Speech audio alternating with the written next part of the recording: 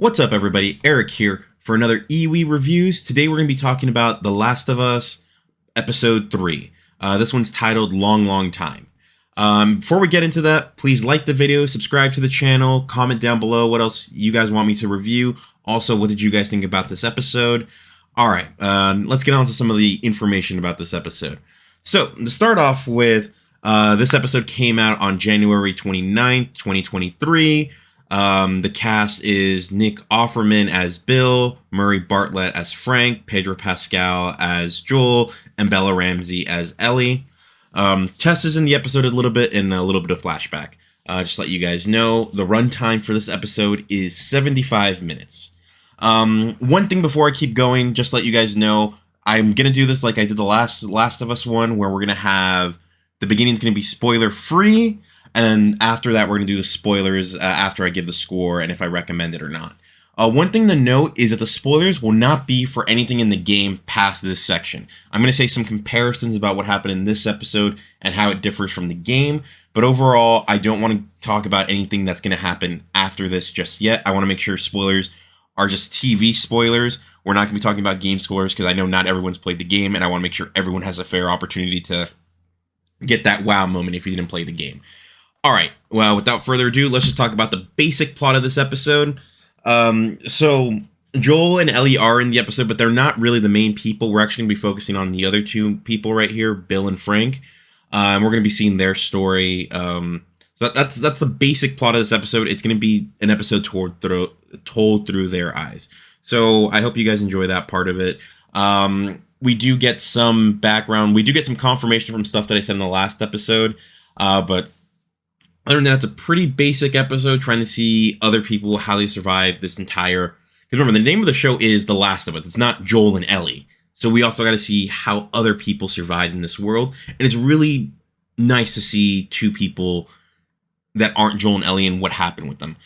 Bill was in the game, but they changed a lot of his story in this one, but in a good way. Not something that I'm going to say. There was some good adaptation for TV.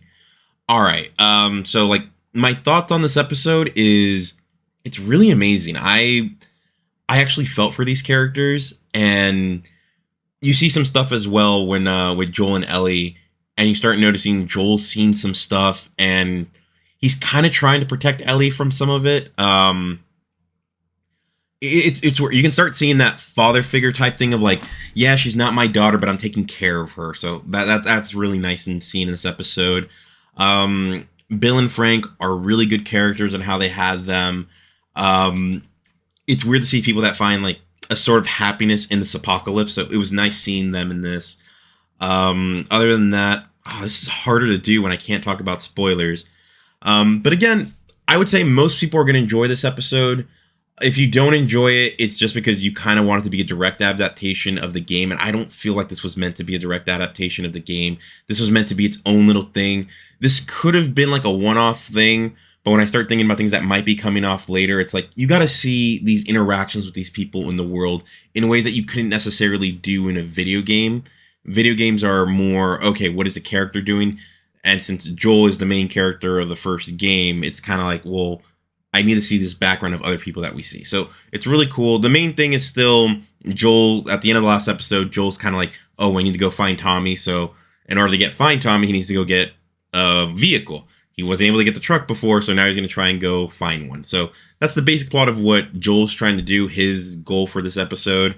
Ellie's just around for the ride, and then we see these other two characters and what's going on with them.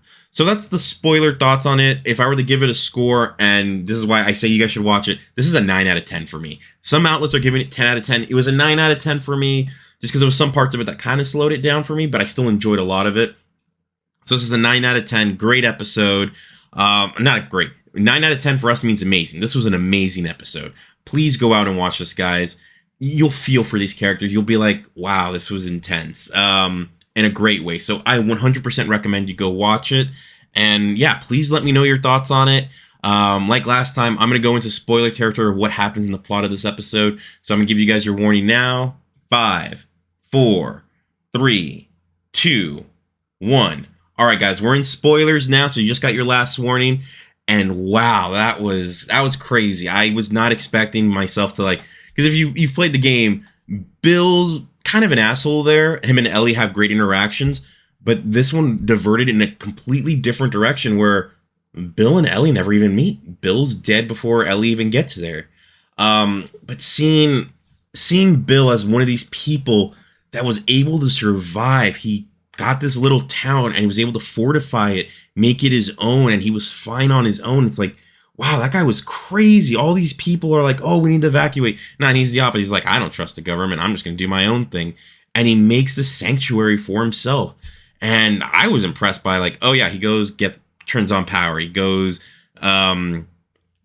becomes great at farming, does all this stuff, and he creates his own little solo community for a while. But you start wondering, all right, well, isn't he getting lonely? And then eventually, yeah, he does. And what was it? I can't remember if it was if he was alone for 4 years or how long he was alone before Frank showed up. And then Frank shows up and Frank's just trying to pass through. But Frank and him make this connection. You can tell that Bill didn't really want to be alone, but he was. And then finding out that both Bill and Frank are gay and then they end up like starting this relationship together. I thought that was sweet. I was like, wow, all these people, like even in the apocalypse, they found love. It was great. And here's where things are different from the game and the show. In the game, they heavily imply that they were gay. I can't remember if they explicitly said it, but it sounded more like Frank hated Bill. But that's not the focus I saw here. I think what I noticed more on this is that Frank didn't just want to be closed off from anyone else.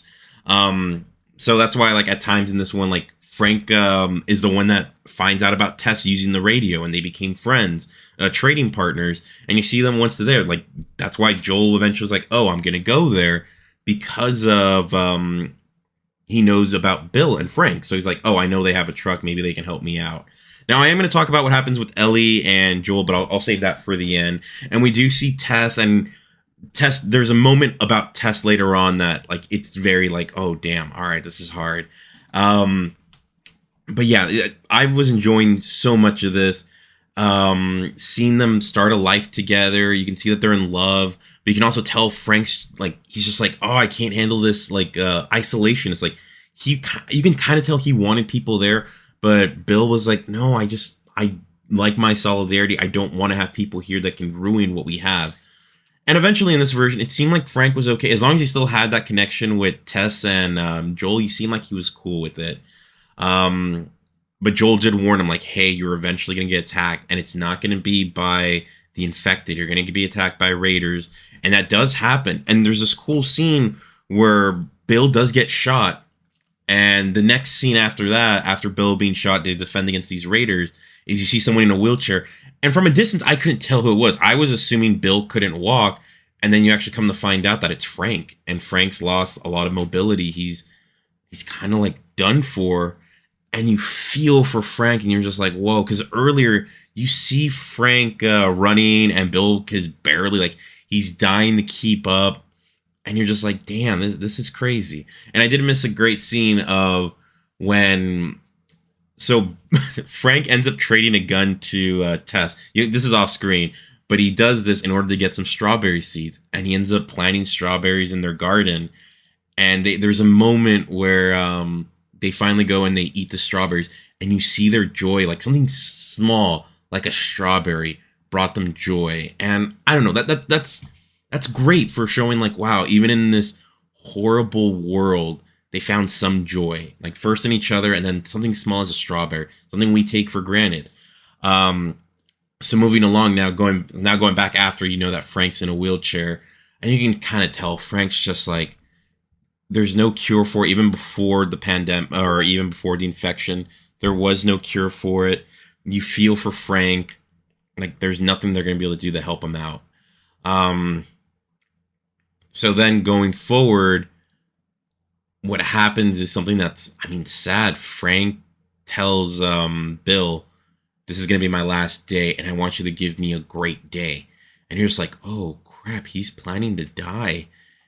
And you can just see Bill's just like, are you serious? Like, you can tell Bill's like, my entire world's about to end. You really want to do this to me?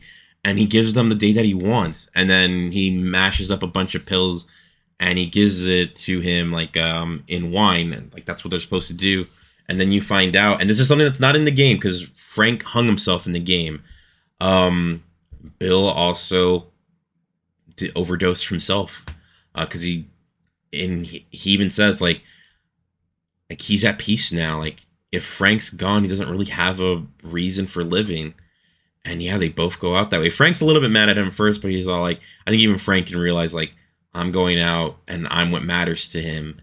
It's like, oh man, that just it's sad but sweet. It's like Bill's purpose was Frank, and without Frank, he doesn't see the purpose to keep going. And he's comfortable dying, similar to Frank. And it's just like it was a sweet ending to it, and I really thought that was heartbreaking, but it made you feel something. All right, now moving. Then they die. They end up going to bed and they die. You don't really see them again after that. So let's talk about Joel and Ellie for a second. So Joel and Ellie are at the start of the episode. You see them and they're just walking, trying to get to Bill's place. And you do find out stuff like you find out like see what Joel told her, like, hey, we shouldn't go this route. It's bad. And they do pass by this mass grave. And even Ellie asked, these people weren't even infected, were they? It's like, no, during the beginnings of the infection, things just went bad. And if there wasn't room, sometimes they just killed people to make sure that they couldn't be infected. And you're just like, oh shit, there's a lot of doom in this world. And that's at the beginning of the episode. So a lot of doom there. But then we see the Frank and Bill story. And it's like, yeah, there was so much doom, but there was also some good in all of this.